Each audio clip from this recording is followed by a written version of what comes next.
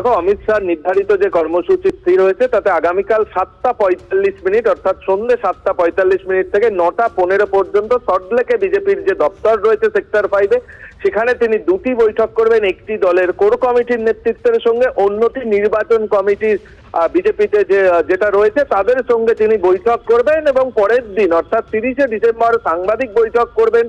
পরবর্তীতে তিনি দলের বাছাই করা নেতৃত্বকে নিয়ে বৈঠকে যেমন ভাবে বসবেন, একই সঙ্গে বিকেল 4:30 থেকে সন্ধ্যে 6:30 পর্যন্ত তিনি রাষ্ট্রীয় স্বয়ংসেবক সংঘের যে দপ্তর রয়েছে কেশব ভবন, সেখানে গিয়ে সমন্বয় বৈঠক করবেন এবং তার পরের দিন তিনি দলের যে জনপ্রতিনিধিরা রয়েছেন, মূলত সাংসদ বিধায়কদের নিয়ে তিনি 31শে ডিসেম্বর বৈঠক করবেন এবং বৈঠকের পর একেবারে তার শেষ যে কর্মসূচি রয়েছে সেটা বৃহত্তর প্রেক্ষাপটে তারা আয়োজন করার সিদ্ধান্ত নিয়েছে।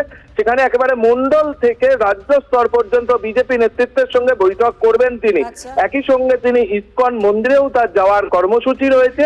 এই বৈঠক থেকে তিনি মূলত এসআইআর আবহে দল কিভাবে এগোচ্ছে, কিভাবে দলকে এগোনো উচিত, এই পরামর্শ যেমন ভাবে দেবেন এবং দলকে কোন পথে নির্বাচনের রণকৌশল কি হবে, দল কোন পথে এগোবে, এই সমস্ত বিষয় সম্পর্কেও কিন্তু তিনি অবহিত করবেন দলীয় নেতৃত্বকে। একই সঙ্গে দলীয় নেতৃত্বের কাছ থেকেও শুনবেন এই মুহূর্তে এই রাজ্যে কোথায় জনপ্রতিনিধিদের কোন কাজে সমস্যা হচ্ছে, কিভাবে কাজ করা উচিত, এই সমস্ত বিষয় নিয়েই 2.5 দিনের সফর রয়েছে অমিত শাহ।